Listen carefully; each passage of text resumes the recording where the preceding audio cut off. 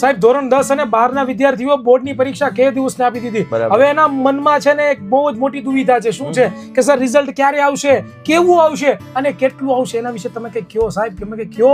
જો હિરેનભાઈ, વિદ્યાકુલની પરંપરા છે, કેવું આવશે ને કેટલું આવશે ને એની ચિંતા વિદ્યાર્થીઓ કરવાની નથી. Okay. કારણ કે જે વિદ્યાર્થીઓએ વિદ્યાકુલનો સહારો લીધો છે એને આપણે દર વખતની જેમ આપણે જે ટોપર્સ આપીએ છીએ એમ આ વખતે પણ રિઝલ્ટ આવશે ડંકાની ચોટ ઉપર. એટલે જેણે આપણી સાથે જોડાયેલા હતા અને એને મહેનત કરી છે, જેણે દિલ લગાવીને મહેનત કરી છે, એને કેવું ને કેટલાની ચિંતા કરવાની નથી. હવે ક્યારે આવશે ને એ મોટો પ્રશ્ન છે. 100%. એ ક્યારે આવશે ને એની ટેન્ટેટિવ ડેટ્સ આપણે અંદાજિત આપણે તારીખો આપી શકીએ. એટલે 25 એપ્રિલથી લઈ અને 5 મે સુધીમાં લગભગ દરેક ધોરણના રિઝલ્ટ આવી જવા જોઈએ, આવો એક અંદાજો છે.